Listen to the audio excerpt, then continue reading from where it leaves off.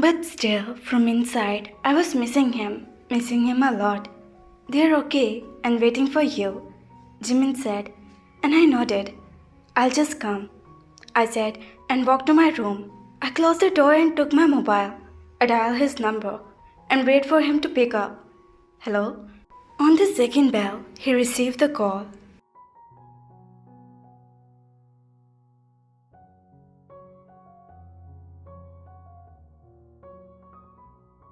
How are you? He asked, and I felt anger.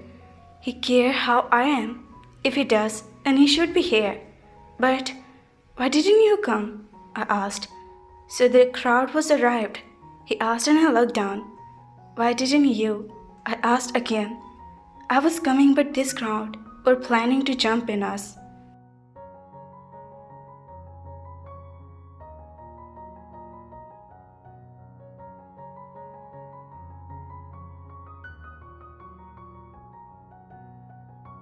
He said, and my eyes were lowered down his word.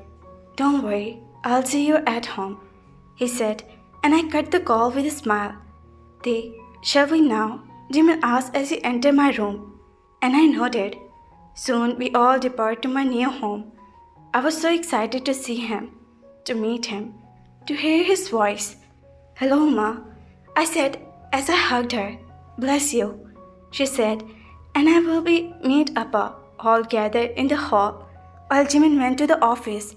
As it was getting late, I looked around to find him, but it was nowhere. Looking for Cook, you whispered in my ear, and I looked down. He's in his office. She told me and I nodded, but ready, I felt bad. He didn't wait for me and went to his office.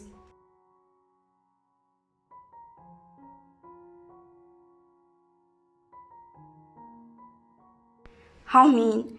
He's here. I was getting so impatient to see him, and he didn't think about me and went to his office. Son, you okay? Uma asked and I nodded. Okay, come, I have something for you, Uma said, and I followed her to his room. See these dresses, Uma said, and she placed in front of me a few beautiful dresses. They are beautiful, I said. Look at red, yellow, and mustard color. These are for you, she said, and I was shocked. And one more thing, Uma said, and I nodded.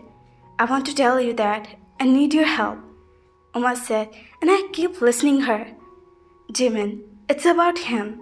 Yesterday, your John Appa and I fixed Jimin's engagement with Yoongi.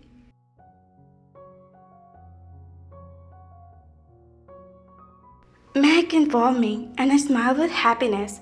With Yoongi Hyun. That's great, I said, and she smiled while taking a seat with me. But still, we didn't talk to Jungkook, nor to Jimin. Ek said, and I keep quiet. I want you to talk to both of them. As Jungkook's wife, I want you to tell him, and being Jimin's brother-in-law, I want you to find that what he wants, she said, and I looked up at her. How can I asked because I was not understanding what to do. Yes, you. You are my eldest son-in-law of this house, and being a good friend of Jimin, I want you to find his opinion about this engagement.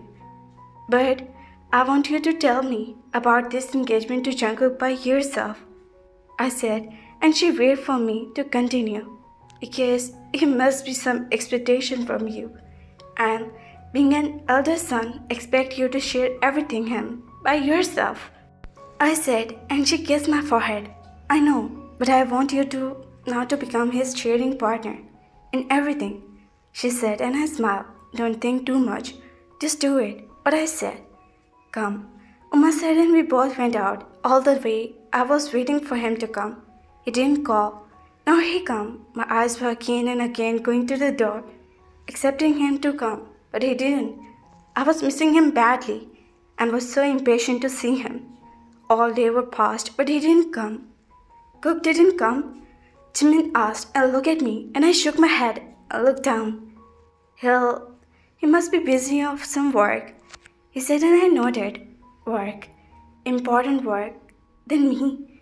I was not understanding what to do. All the day I waited for him, but he didn't show up. I keep myself busy with all them but my heart was just taking his name. Mere 2 days, and I was missing him so much that I felt I didn't see him, and I lost myself. I walked to my room and sat on the bed, still waiting for him. Jungkook. I called his name and closed my eyes. Jimin, go and call Taehyung for dinner. Meg said and Jimin nodded. Jimin went to call Taehyung, who was lost in his thought, with closed eyes. Jimin called me as he entered his room. Dinner is ready. Everyone is waiting. Jimin said, and he nodded. We both were walked out and reached at the dining table. With a smile, Taehyung joined everyone. He took a half plate of rice, only to show that he is eating. But still, he is calm. He was not hungry. His eyes were, and heart were only mine, who was peace of his soul and heart. Mac was observing Taehyung. Jungkook was still missing. Mac looked at John and pointed towards the sad face of Taehyung. What happened to this boy? Mac whispered in John's ear. You okay? You asked and he nodded. All finished their dinner and all see that Taehyung didn't have a dinner. But he just played with it. The clock turned 9 of the night, but Mr. Workaholic didn't appear. All sat in the lounge to watch TV, and Taehyung sat with Jimin. Can we talk? They asked and he nodded. Both went out, but Mehak turned to Yoongi and J-Hope and Namjoon. I have told you not to go to pick Taehyung. Now see where Jungkook is.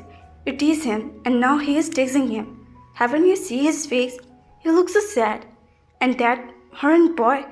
Mehak stopped and turned to John. Call him, Mehak said, and John smiled. His mobile is off. John replied, God, what to do with this boy? Mehak said, while holding his head. Sorry, Aunt. We were just pulling his leg. He really is a stubborn boy, Yoongi said and felt embarrassed. They and Jimin come, and after a while, Sonal left their room, but they stood there in the hall, waiting for his husband.